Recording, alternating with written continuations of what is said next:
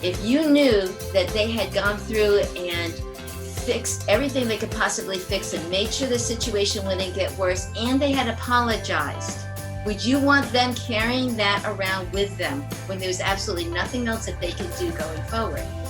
No. You would tell your best friend, you have to let it go. You have to forgive yourself. So all I'm saying is, you got to treat yourself better than you would treat your best friend. Yeah.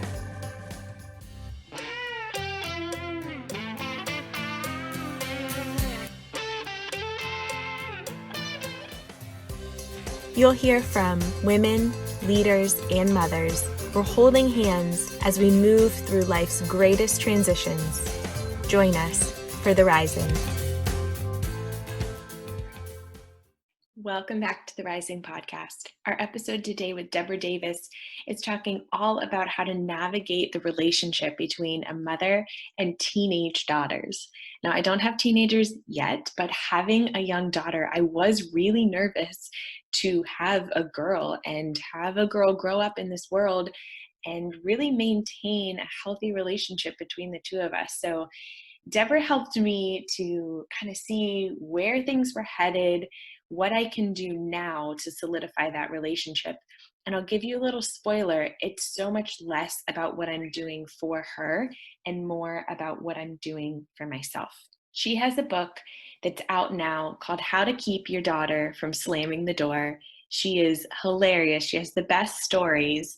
And she was actually Connecticut based. So we had this conversation over Zoom, even though we were only about 15 minutes away from one another and didn't realize it. So I know you're going to love this episode if you have a daughter, if you are a daughter, and if you want some tactical tips and advice for navigating those relationships. Enjoy. All right. Good morning, Deborah. How are you doing? Good morning. I'm doing so good. It's scary. Oh, I'm so glad. I'm so glad. I love hearing that. So you have big things coming up. You are having a virtual book signing in 2 days. So I would love just right off the top for you to tell us who you are, a little bit about your book, and we'll do a deep dive during this conversation, but just who you are, about the book, and what you have coming up to launch it. Well, okay. I'm Deborah Ann Davis. I'm a career teacher turned parenting coach.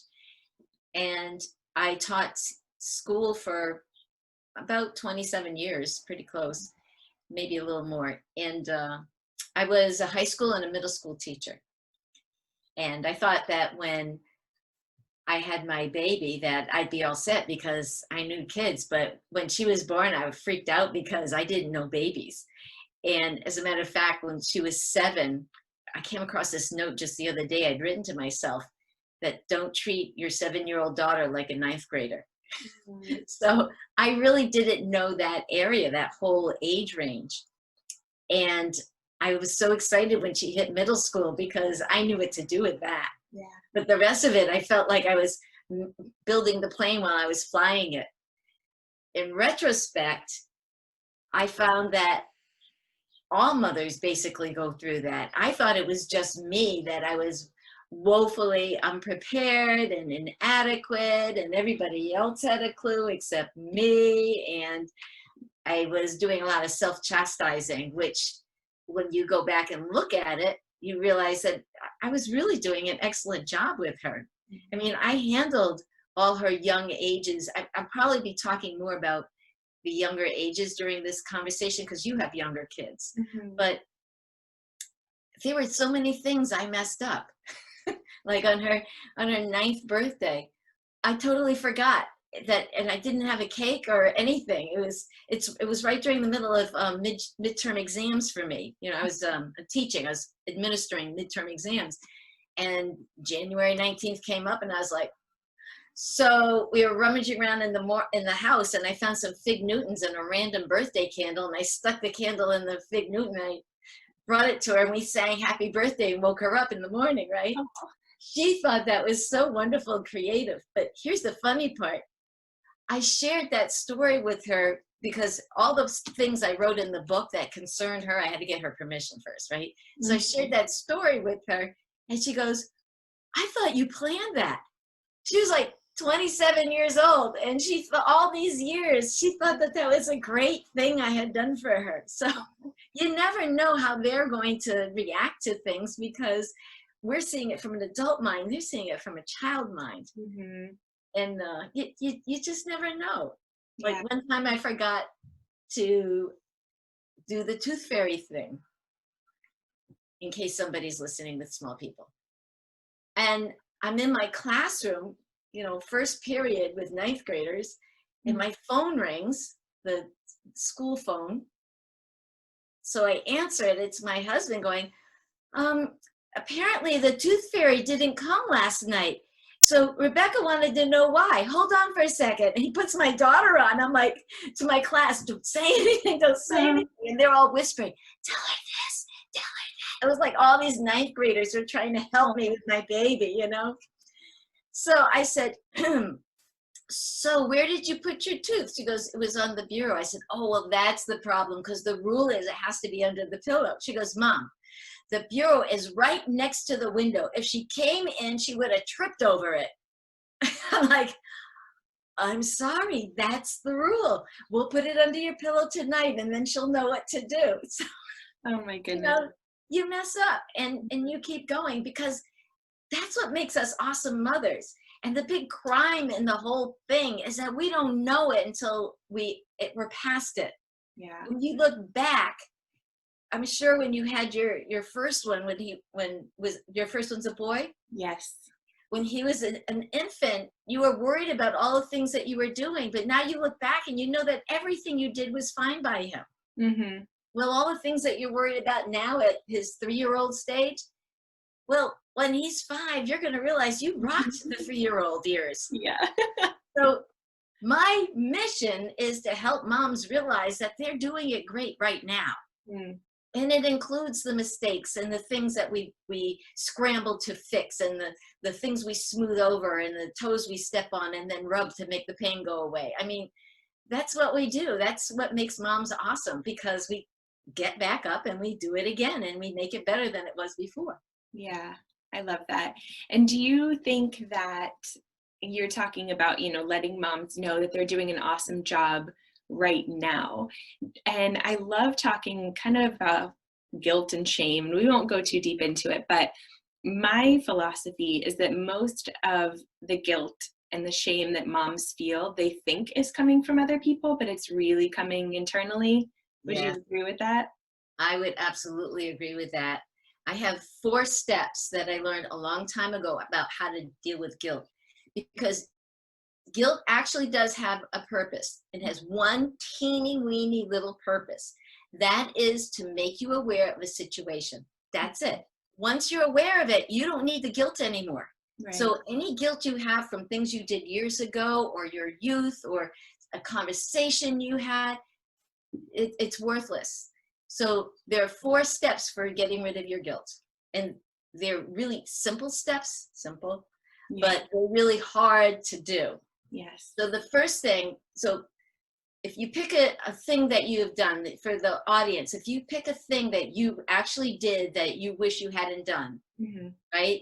Think about that one specific incident. So this is something that you really do feel was your fault, okay? All right, so the first step in fixing that guilt for that situation is that you say to her person that you have caused injury to, emotional or whatever, that you make sure that the situation can't get any worse. Okay. That's the first thing you do. You make sure the situation can't get any worse. You stomp out any fires. You do whatever you have to do to make sure the situation can't get any worse. The second thing you do is you see if there's something you could do to make the situation better. If you can fix something, repair something. So those 2 things are actually okay. People will say, I can handle that. I can go back there. I can suck it up and get back in there and fix whatever it is that I lay asunder.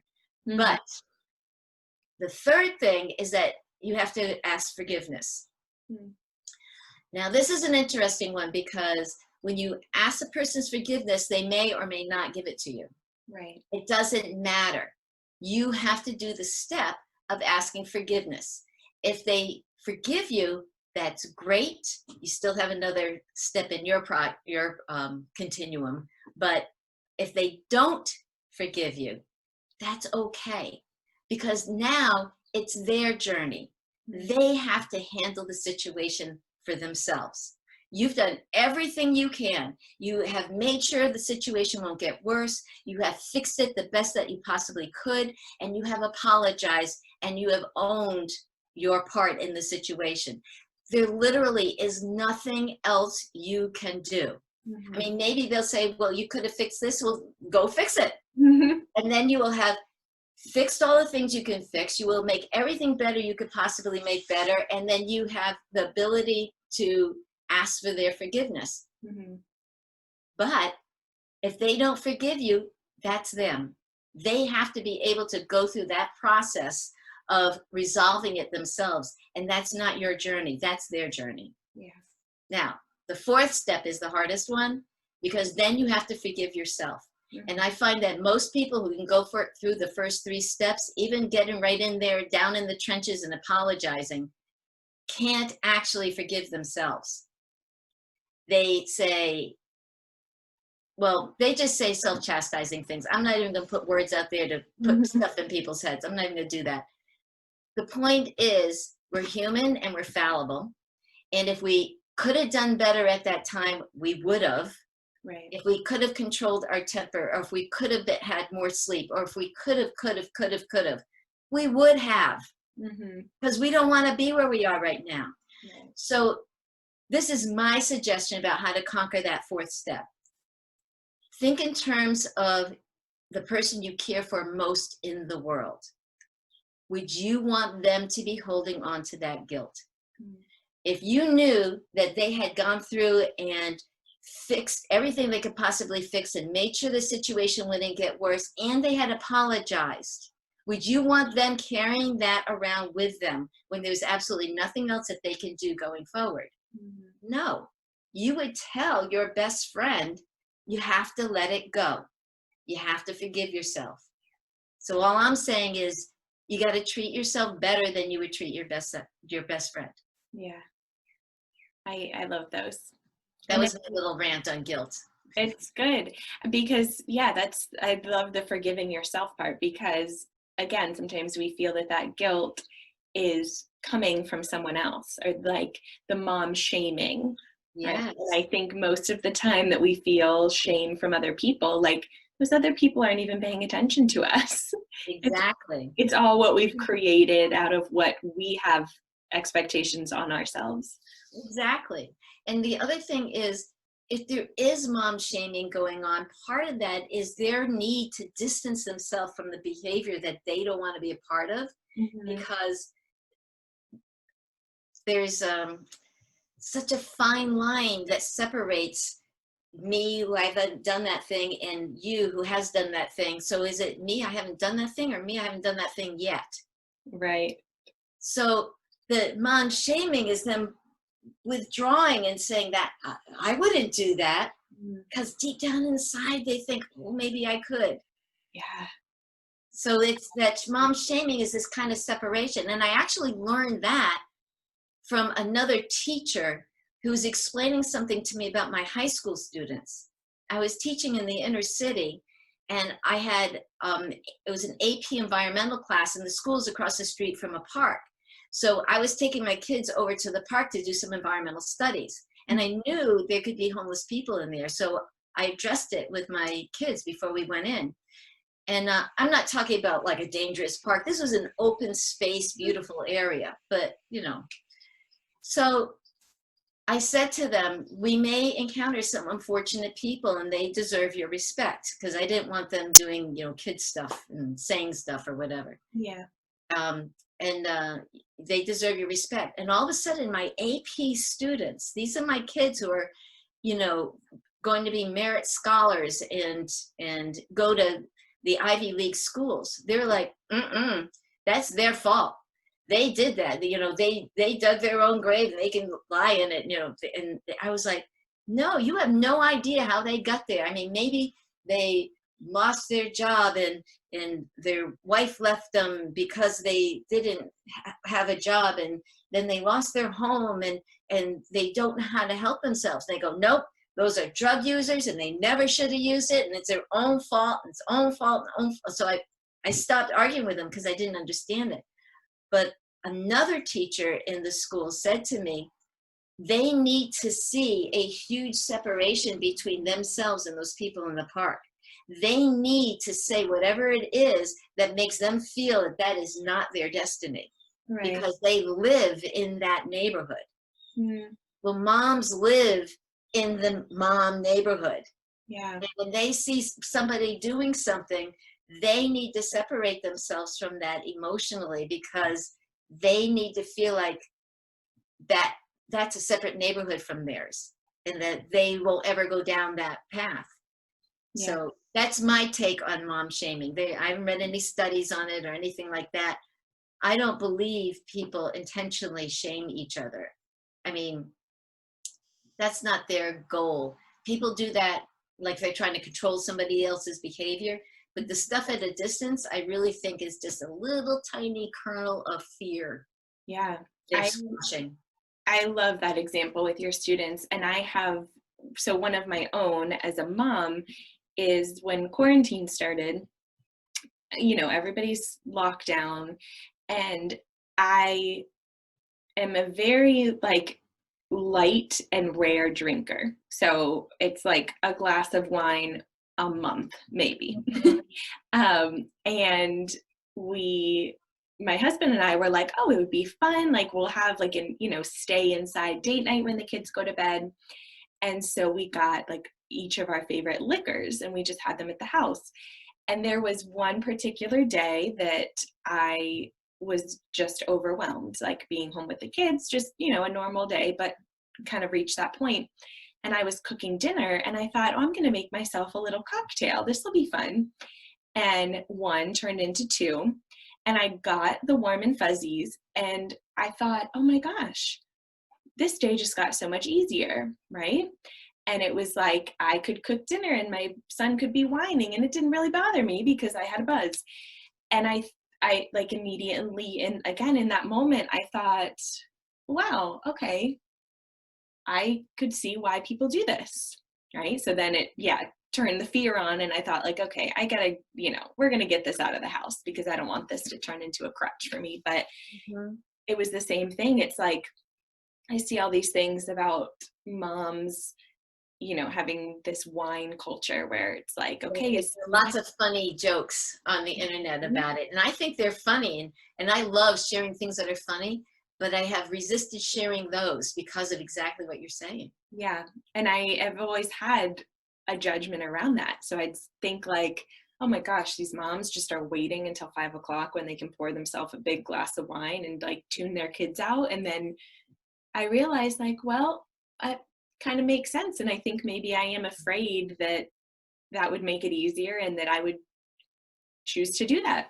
And so exactly, I see where you're saying that I felt okay, I have to say that they are so far on the opposite end of me and I would never, right, to make myself feel better. But yeah, truth is we all get to our vices different ways, right?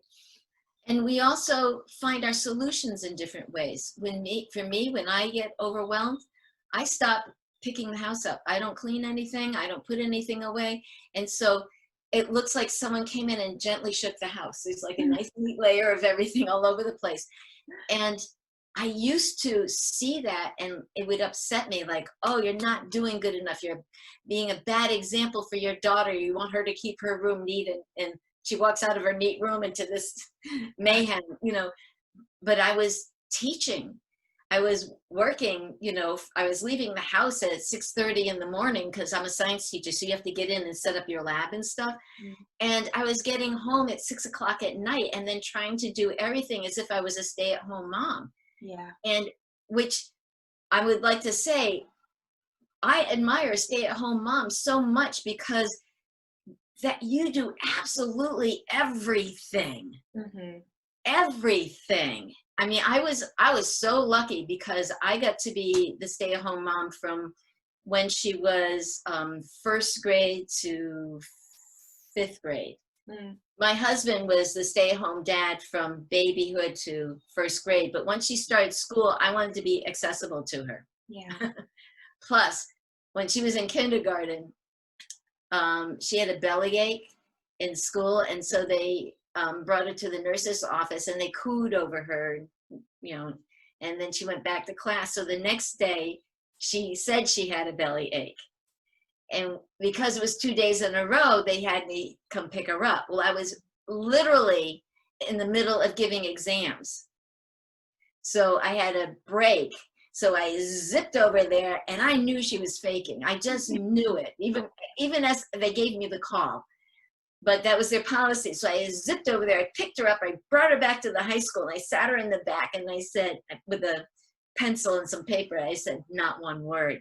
So my next exam came in like 5 seconds later. So they sat down and took the exam, looking over their shoulder at, the 5-year-old sitting in the back of the room. You're like, this is my proctor. She's got her eyes on you. She's gonna make sure. Yeah. But the funny thing was that I just happened to have my nephew as my student. And when they got out and were changing classes for the next exam, someone told him that she was there. So he came to my classroom and he took her out in the hallway and he gave her a talking to. There's like a height difference like this big between them. And he's like this and she's like this, and he's going, you never tell lies, right? Then he gave her a big hug and went on. And when he turned to walk off into the hallway after he sent her in the classroom, there was this whole crowd of his peers going, oh. Yeah. And that's how he got a girlfriend, right? They're like, oh man, that's sweet. I want to dive into one part of your book that I really loved. For reference, it's page 21 and 23. So it's to reference your book. What you're talking about. But it's the external and internal pressures on moms.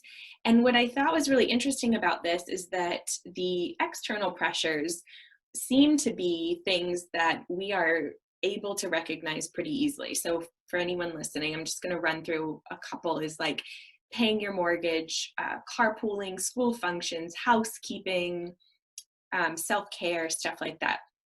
So those are things that we can identify, right? We can say like, I am overwhelmed because of this specific thing that needs to get done. But then what I thought was great is the internal pressures, because you laying these out gives moms the communication, the verbiage, and the language to say like, oh, maybe this is actually why I'm overwhelmed. So some examples of that are negative self-image, guilt, stagnation due to lack of time for creativity and pursuit of knowledge, which I realize is huge for me, but I never could articulate it. I was like, I just feel yucky. Like, and people say, I need some me time. Right. It's such a general thing, but you need to create. You need to produce something and make something, which I'm sure your podcast is a wonderful outlet for that. Oh, it's the reason I'm doing it. That's what, I think it was my mother. She said like, now how does that work? Like, how do you get paid? I said, well, right now I really, really don't. But I get to, have an hour to talk with really smart women. I learn a lot. I have, developed the whole production side on my own, which is a skill that I'm trying to figure out. Definitely a skill. Yeah. And you're right that before I thought, okay, I need this time to myself.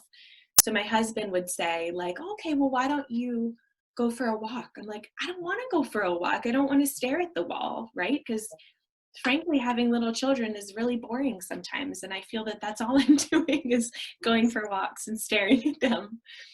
But yeah, so I loved this. And I wondered what some things, because I have young children, maybe what are some of those internal pressures that you feel could linger for moms? Like, and I think that, being able to create something for yourself may be one, but maybe some things that if they're not addressed, they could linger from the time you have babies until you have teenagers. I would say every single one.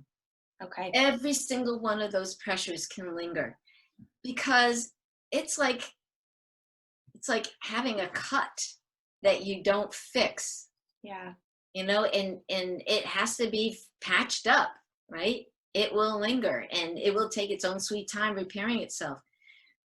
The thing is that there was so much I didn't understand about relationships and dealing with people. I knew teenagers. I mean, I really got them. I remembered what it was like to be them. I understood their vulnerability. I enjoyed their sense of humor. I was really spot on with teenagers. Mhm.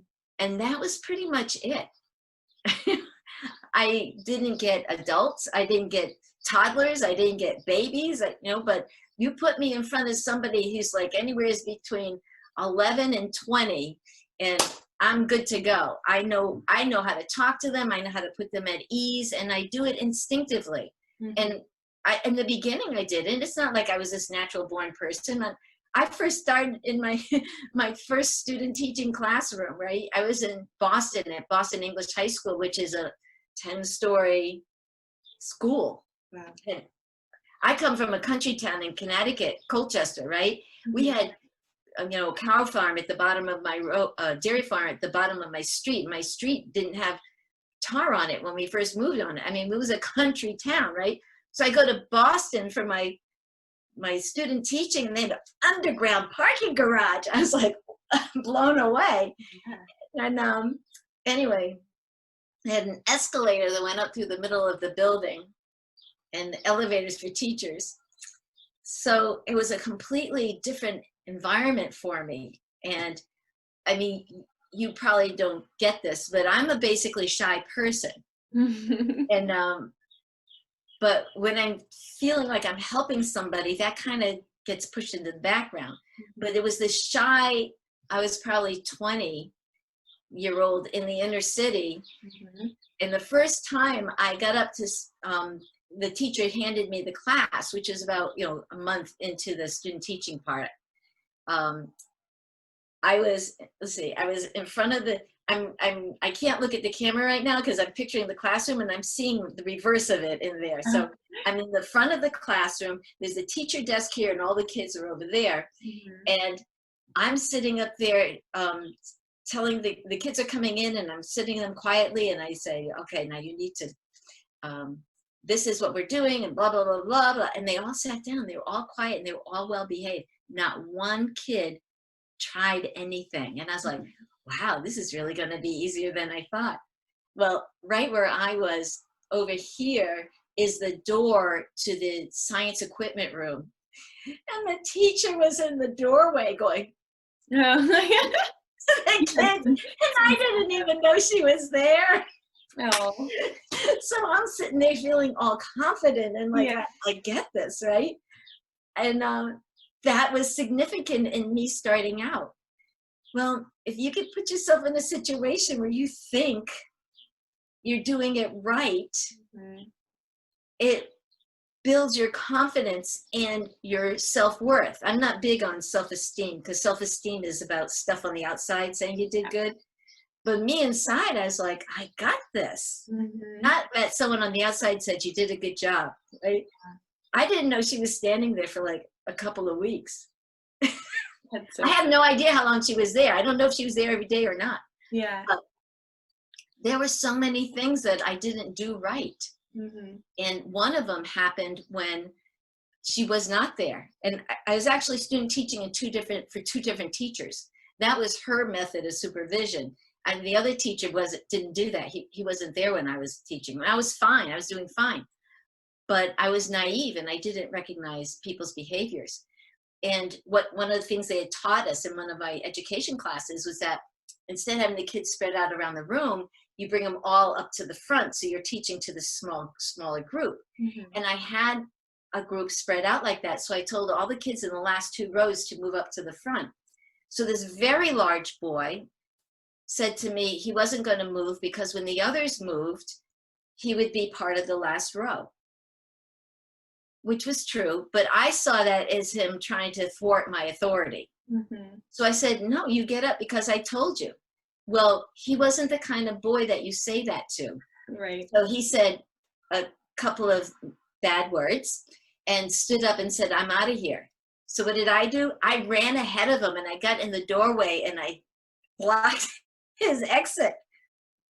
I said, you're not going anywhere. And he was literally a foot taller than me and a big kid. And he said, he put his hands on his hips and looked at him. He said, am I going to have to hit you? Oh my And I God. said, you'd hit me? And the bell rang for the end of class. And I stepped aside. He pushed past me, walked into his next classroom and punched his male teacher in the face. Ah. So he got expelled. That was it. It was like late October. It was his third infraction. Mm-hmm. And so I felt so awful about that when I found out he had been expelled. But from my point of view, where I was, he had left. I was standing there feeling stunned. My class gathered around me and started yelling at me. You never say stuff like that to a boy. You never try to stop something. You never get, they were all like scared for me. Yeah. And then the next day when they came back into class, they were the same thing. They said, you don't know this. You can't do, right? So I had to apologize to them. But meanwhile, I went home and I called my father because he's a consummate educator. He'd been a teacher for years and years and years.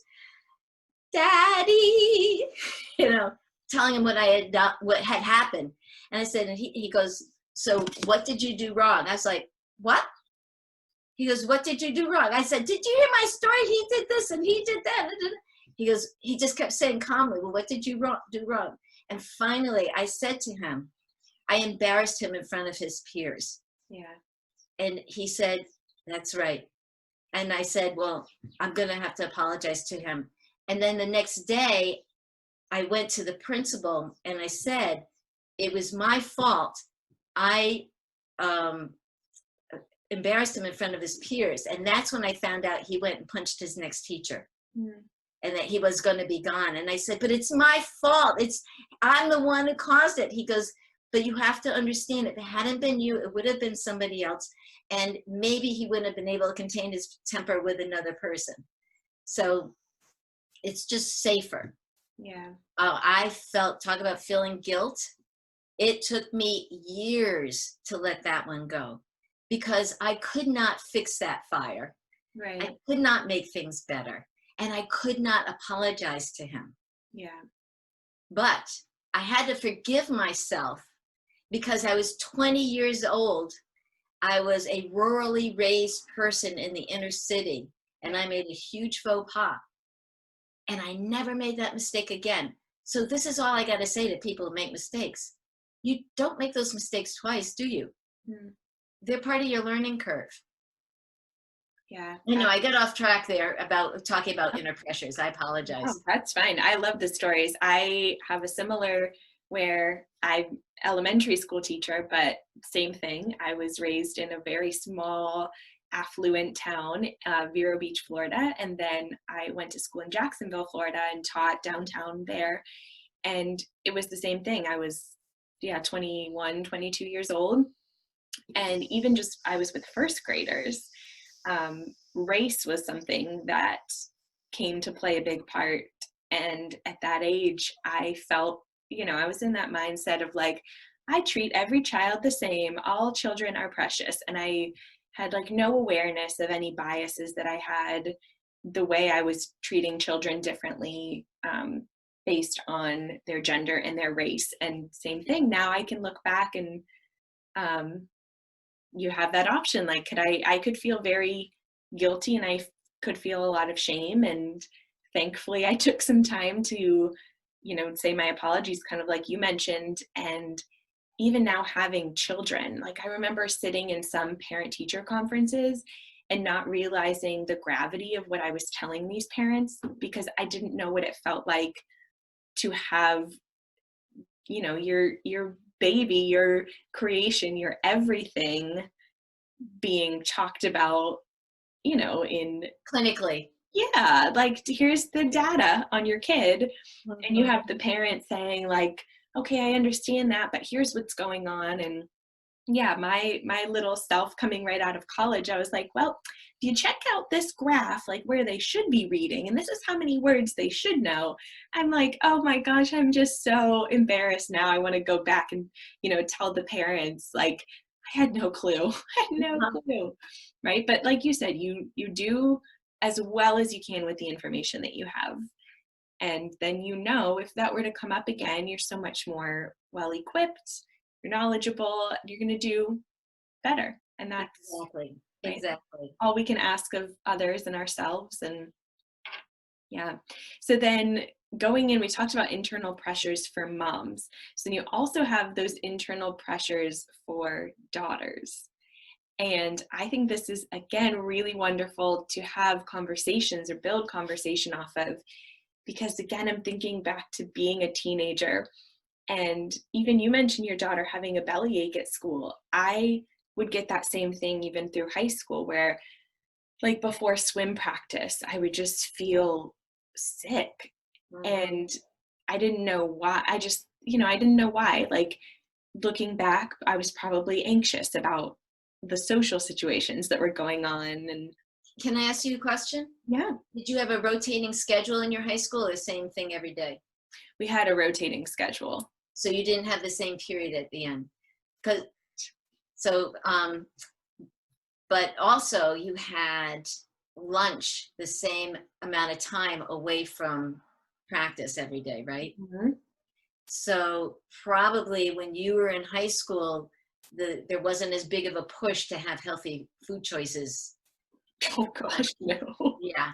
So that also could have been part of it. The thing is that could have been anxiety. It could have been adrenaline coursing through your body, getting ready for what you were going to tax your body with. Yeah. It could have been a lag effect from the food that you ate. Mhm. This is true. And that's what I was thinking with the external and the internal, is because I think back to that a lot. And for some reason, swim practice always pops in my head, that I really loved it. Like once I was there, I really liked the workout and I liked being in the water. It was really meditative to me. But I'm looking at these internal pressures. I'm going back to my like 16, 17-year-old mind.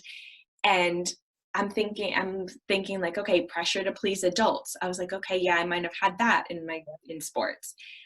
Comparing myself to others. Like you put a 16-year-old girl in a bathing suit, yeah, probably had that too. That's stressful right there. Right? That's the worst. Yeah. And then also thinking about like I was dating a boy that was on the swim team with me, and then we broke up, but we were both in swim practice together. And then I actually really liked his friend, and I'm like, oh, that was just too many layers, right? Like The stomach ache purely could have been boy generated. probably that's what I've been blaming it on for years. but I like that because again, at the time I thought like I don't I don't like this. I had like no other language, or I had no other understanding of the layers that might be happening. And I noticed that even with my young kids, is like when, a toddler has a tantrum, like there's, could be a lot of layers, or it could just be, I might have already said this to you, but we say with my son when he has a meltdown, just say like, the big feelings are just overflowing out of his little body. Mm-hmm. And he doesn't have the coping skills yet. And it doesn't mean that he's out of his mind. It just looks like it. Right. And I think the same thing with teenagers is a lot of times, and you have a teenager, I've been one, but I mean, she's past teenager, had one. right. Oh, that's right. Yeah. But I feel that in those ages too, it was like, I only had, I was either sad or I was mad or I was, I don't know, nervous. Insecure. Right, insecure, nervous. And those were like the only boxes I could put my emotions in.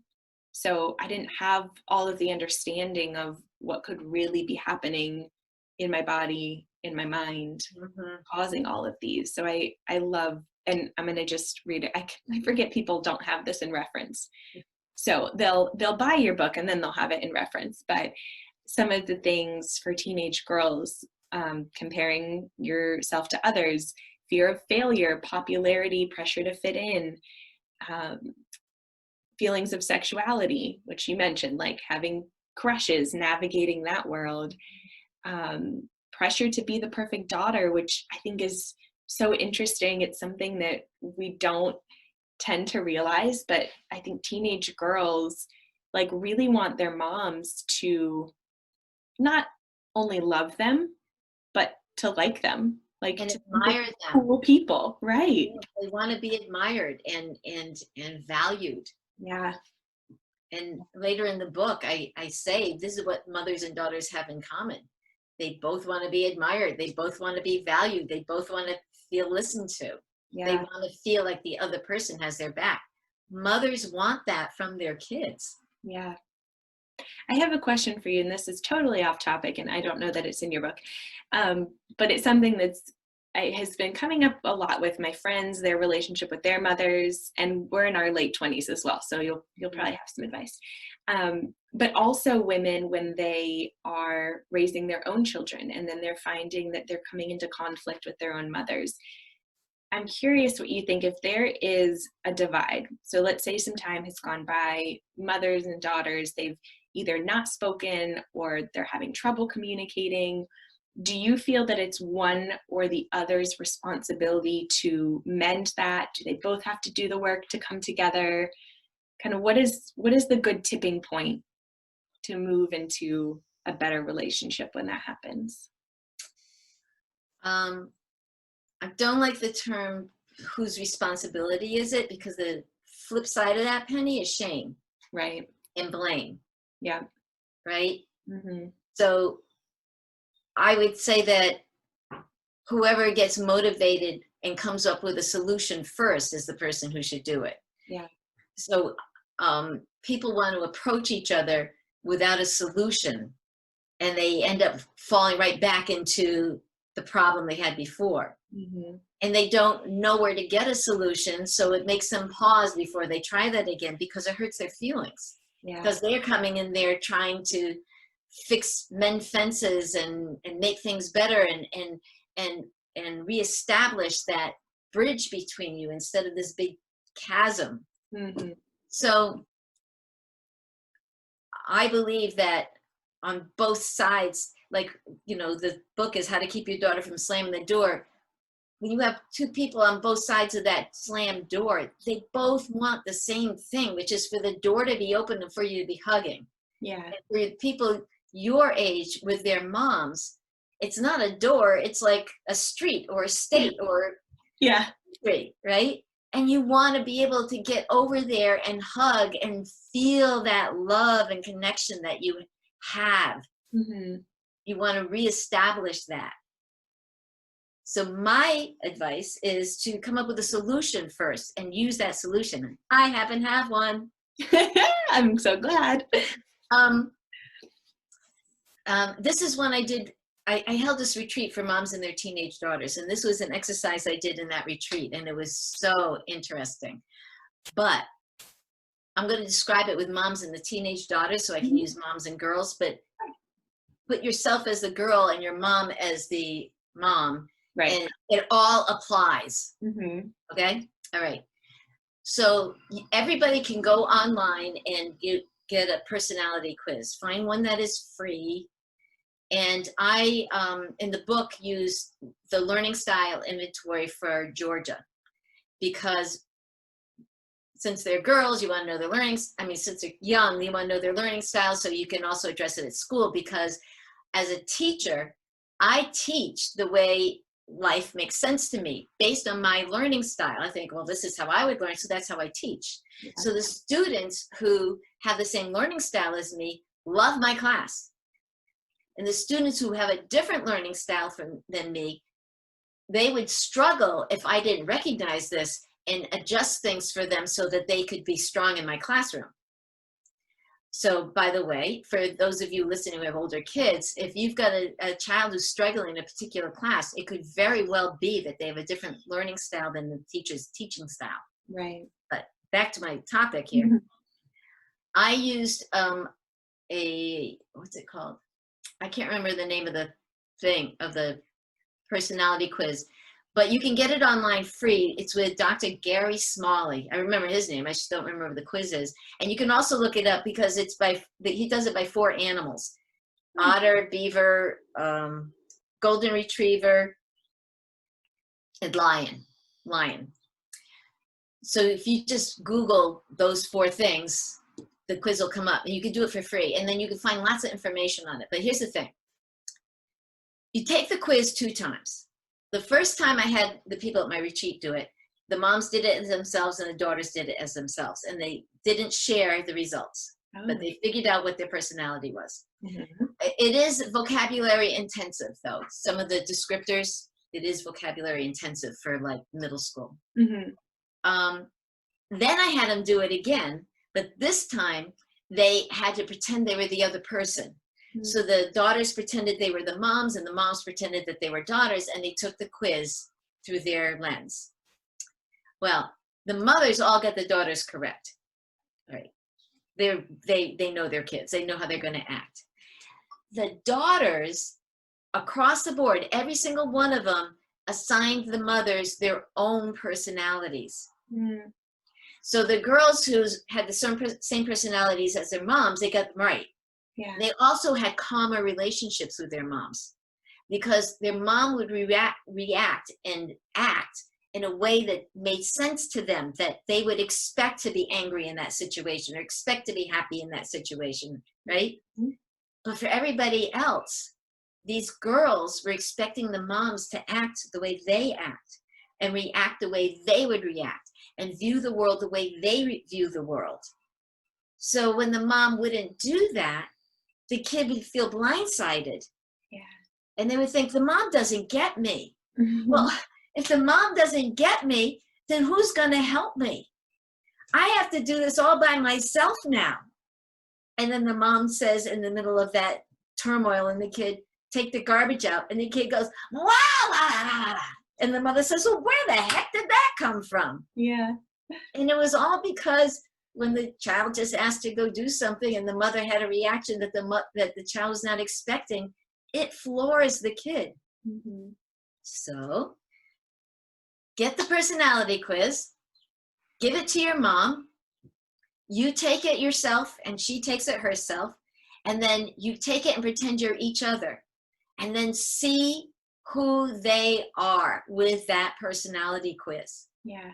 And then you can find stuff online that says if you have an otter personality and you are married to a beaver personality, this is me and my husband, yeah. Then this is how you communicate with each other so that they can hear you. Mm-hmm. Because my husband is this pragmatic, by the book, he reads all contracts, he reads all directions. I'm like, let's see if these things fit together. And I'm a cheerleader kind. I'm like, you can do this. I know you can do this. And he's like, yeah, no, I know I can. He's like, you tell him a joke and he'll laugh and he'll go, ha, a joke. Oh, I like that. And he's so different from me. And I'm the kind of person who enjoys praise. And that used to embarrass me until I took this personality quiz, like in my late 30s, early 40s. Mm-hmm. And I realized that wasn't a default thing or problem or an immaturity thing. That was my personality, that yeah. I enjoy praise. And so after that, I wasn't embarrassed by it anymore. I'm like, I like praise. Yeah. And I said to my husband, I like praise. He goes, oh, okay. In his analytical mind, note to self, make sure you praise her, you know? That's and great. That's how we work together. Yeah. You know, if I'm getting my hair cut, you know, hopefully I'll get it cut again someday. Mm-hmm. If I'm getting my hair cut, I put a reminder text message on his phone. I'm getting my hair cut. And he knows when he sees me next time, he has to say something about that. Otherwise, I stand there like this for 5 minutes until he goes, the hair. Oh, you get your hair cut. Oh, I like it. It looks nice. And so for my otter personality, that satisfies it, right? Mm-hmm. However, I didn't really believe him. I thought he was just doing lip service to it, right? Right. So we take this otter personality quiz, and I find out that no, he doesn't do lip service, and my husband doesn't do chit chat at all. He's like, let's talk. Yeah. And anyway, I knew it was true because one day I came home with a haircut, and he said, that really doesn't do anything for your face. Amazing. It's like little dominoes. All these years of him complimenting, what, 3 or 4 haircuts a year, they were all real. You know, he meant it. Yeah. Oh my gosh, that's funny. But that is the same thing that goes on between you and your moms. Yeah. No, that's so interesting. I'm actually going to do that because my mom has 3 daughters. I'm the oldest. So, and I know my sisters are going to listen to this, so I'm going to try not to edit myself too much. But me and my youngest, the baby sister, are quite similar, I would say. We're more like the peacemakers. We, I think, are more like empathetic and we see all sides of a situation.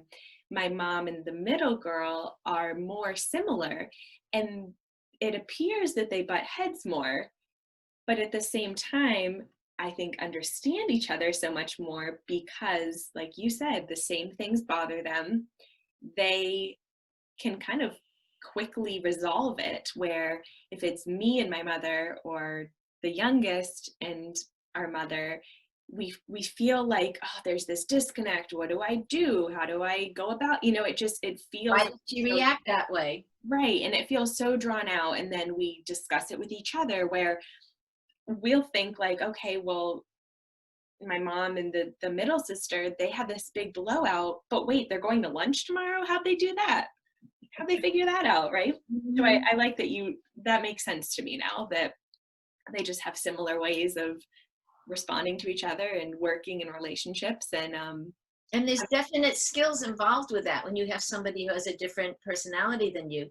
Right. And it is so liberating because all of a sudden you understand what it is that they're doing. You don't get blindsided because you know what their reactions are. Right. They don't surprise you anymore because you've learned. Right. And they learn about you. Yeah, I love this. So I'm going to have me and my 2 sisters will take it, and then we'll all 3 take it through the view of our mother, and we'll see. Yes, this is going to be interesting. I'll report back. Do it with your sisters too. Oh, please, please, please tell me. I would love that. Yeah, I will. I'll have to do a follow-up. Maybe we'll do the follow-up and then I'll like add it as an outro to your podcast episode too. That would be cool. Or I'll get my sisters on to tell their side of the story. I'll be like, this is what I said about your relationship with our mother. Now, what do you think? Oh, it's so No. Do it the other way. Make them take the quiz without hearing your input first. Okay, yes, good idea. It can't be colored. Good idea. Okay, awesome. And have your mom take the quiz for all 3 of you. Yes. So then would you predict that she would be more accurate on the daughter that she's similar to? Or you think she'll be accurate because she's her daughter? No idea. All I know is that the mothers knew their teenage girls. Yeah. In my retreat. Yeah. So the thing is that just because you could describe the personality doesn't mean how to work with it. So now that I'm thinking that through, I would say, yeah, I bet she gets all 3 of you right. Yeah. Okay. Yes, this will be interesting. And I'm looking forward to it. And you can do the personality quizzes on your children, even your almost 1-year-old. Okay. Really? Her personality is showing through. You know this from your 3-year-old. This is true. Right? Yeah. The baby he was represents the toddler he is now. Yes. Very calm, observant. Well, like so well behaved that it's scary. And like, it's okay if you do something wrong. It's okay. Yeah, I would be careful about what you wish for. I know. You're right. So I want to talk a little more about your book, just to make sure that everyone kind of understands what they can get out of it. So although this is called How to Keep Your Daughter from Slamming the Door, right? And you've written this in the teenager kind of perspective, but I have just found so much through the book that has helped me, because I honestly was nervous to have a daughter. And I think because I've had these like really Clashes with your mom. yeah, and they haven't even been negative so much as, like I mentioned, it's like I just don't quite understand how to navigate this. And I've always thought that having a daughter, I'm like, I just feel like I need more tools. I need the skills. So I love your book for this reason. It's helping me to be a lot more self-reflective for sure. But can you just let everyone listening know how they can get their hands on the book, first of all? And Let's see. I'm having my virtual book launch on Monday. It's from 1 to 4, 7 Eastern time. Mhm. And my daughter is going to be there at 2:00. And I'm going to interview her for how it was growing up with me.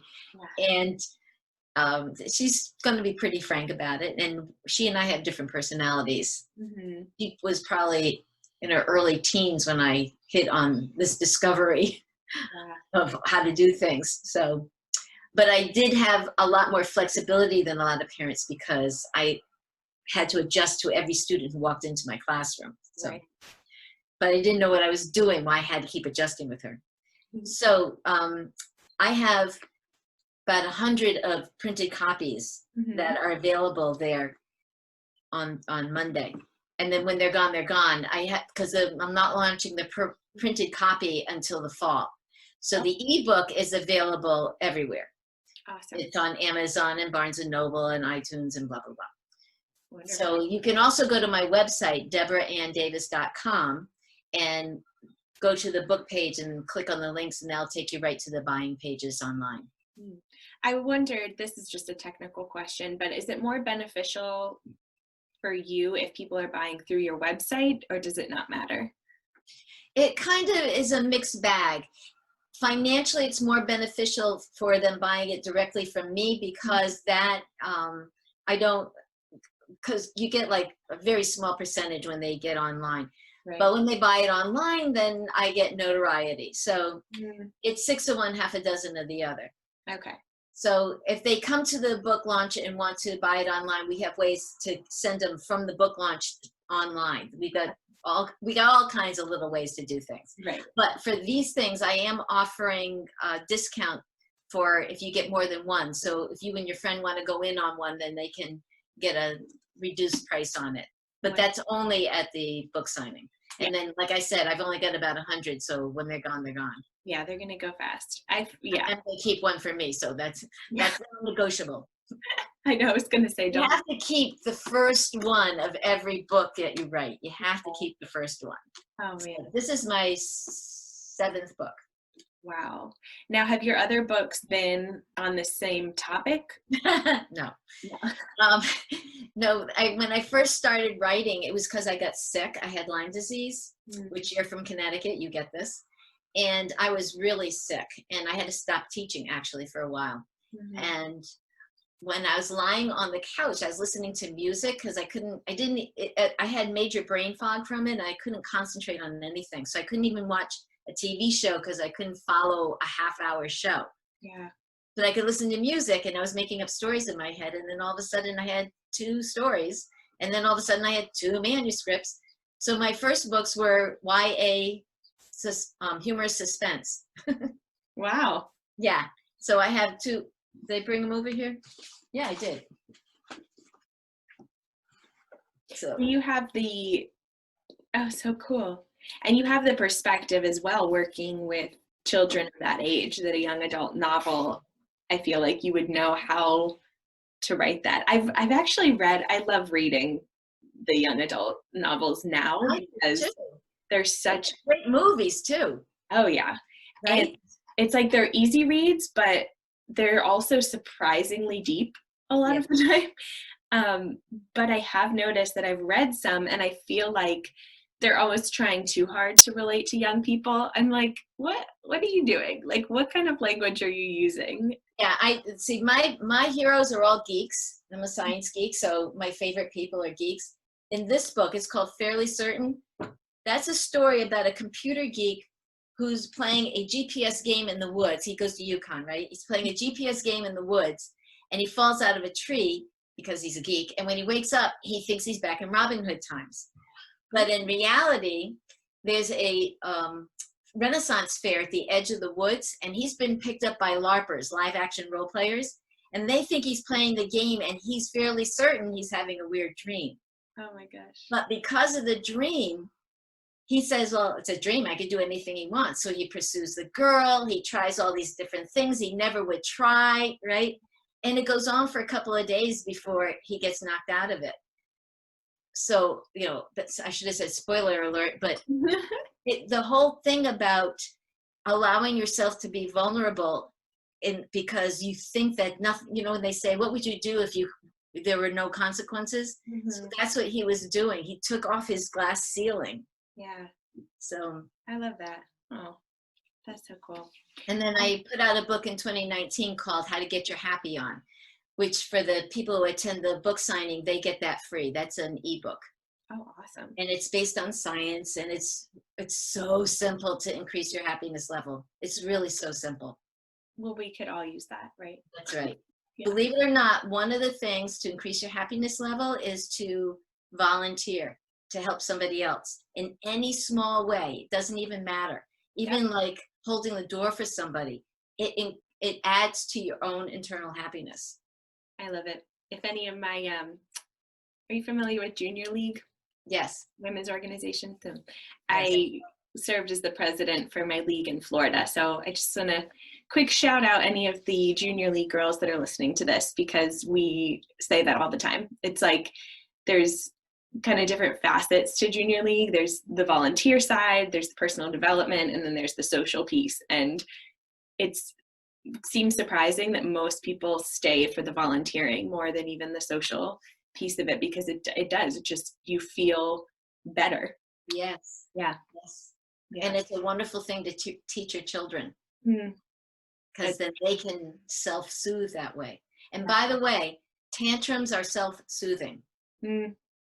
They are all that thing about, yoga, I don't know yoga. So there's a thing where you do something that has the word lion with it. You go, yeah. That's the tantrum face, right? Yeah. Right.